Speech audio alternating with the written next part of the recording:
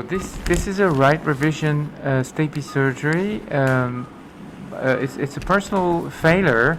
In fact, I had a good result originally for this right ear, but we had sudden hearing loss a few months later, and you can see that this prosthesis was dislocated. You can see that, and there is a partial erosion of the incus, but still fine. So I think we're going to be able to use it again. So let me see. It would be interesting to discuss the decision of the prosthesis. I will certainly use another piston because I think this incus is fine, and I will place a smaller loop. So what I need to do now is to measure the distance from incus to stapedotomy. You see the previous vein graft. Interestingly, what you can see is that the previous vein is still there, still alive and working fine, so there's no resorptions, which is pretty good.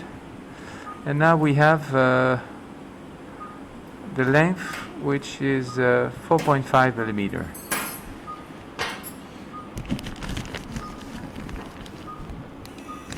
And now I'm going to remove the previous vein, which is completely attached to the foot plate.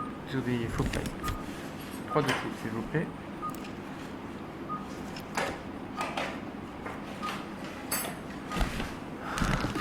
I know that probably some surgeon will use some cement to rebuild this part of the incus, but I don't really like to do it personally. I don't have so much experience with that, so I prefer not to do it. And of course the risk is to have a complete erosion later on of the incus, but we will see. So you see how it really fits nicely and still stick nicely to the foot plate. Originally, in fact, originally it was a revision last time.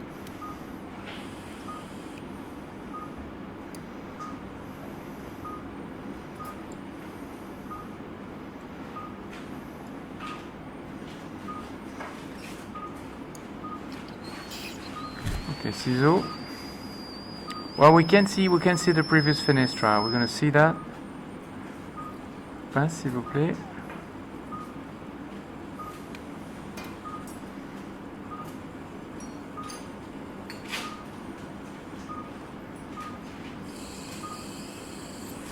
Okay, that's enough. I think we have exposure and set, s'il vous plaît. We have a nice exposure of the previous fenestra, which I don't need to increase in size.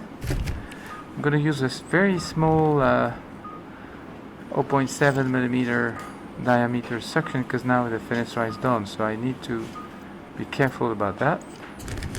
There we go, mesureur. So I will measure again. I just want to be sure about the length.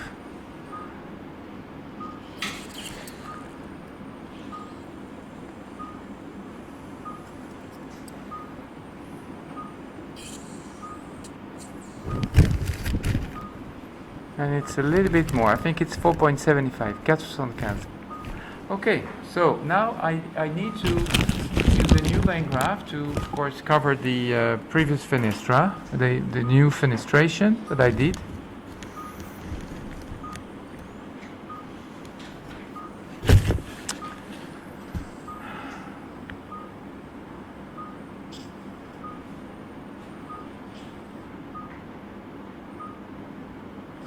Okay, just want to cover that like this, and you see the fenestra. Okay, so now let's take the vein. The vein was taken from the dorsal face of the hand, and I'm going to cover the fenestra with the vein right now, and then placing a new piston. I'm going to use a different shape in terms of diameter of the loop of the piston. I try with a smaller loop because of course the incus is thinner, so I will try like this and see how it goes. If not, I will go back to the regular larger loop, the one I use all the time.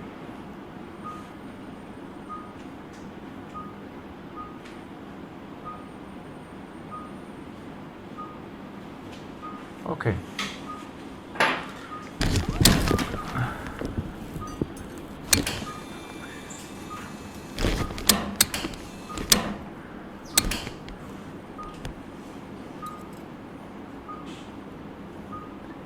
Okay, again, as usual, I'm holding the vein with the sucker and I'm stretching the vein with the needle.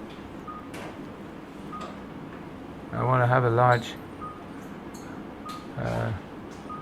interposition like this. Okay, now it's fine. I know that the fenestra is there. There's no problem with that. I'm going to cut the prosthesis at 4.75 now. Cut from camera, okay? Okay, good. So you can see the size of the loop, which is smaller than usual. So I see if I can use this one, or if I have to go back to the larger one.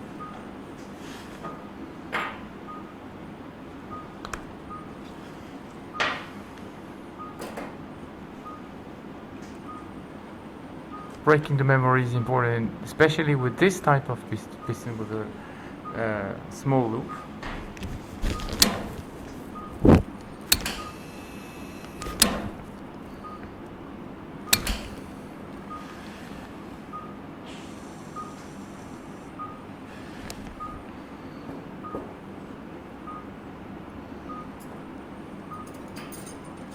Okay, just trying to place the shoe within the fenestra, and now I'm going to place the loop around the incus.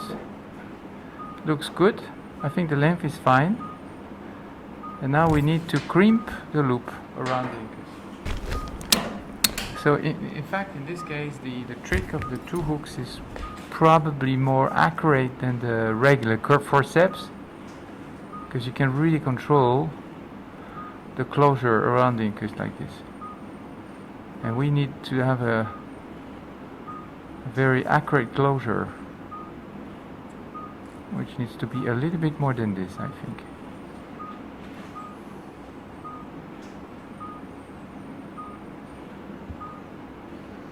There we go. I think it looks good now. And now we need to look for the bending side.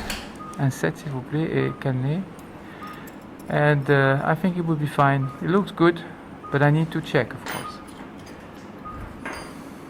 So the vein is there, well stretched all around. There's no gap, and the bending side, you see, is there. So I think now we have a right position of the piston, which looks fine, and the mobility from the malleus looks good too. Okay, all is good. So now we're going to reposition the flap and put a mirror sail as usual. We have a kind of a atrophic tympanic membrane here. Okay, good.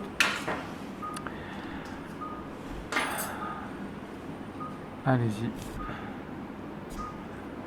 Okay, thanks very much for watching. Just a short video clip just to discuss the point of reconstruction, choice of prosthesis in front of a partially eroded incus. If we have a total eroded incus, that's different, but the partial is always under discussion, so it's fine, I think, to show how I do it. Thanks very much for watching.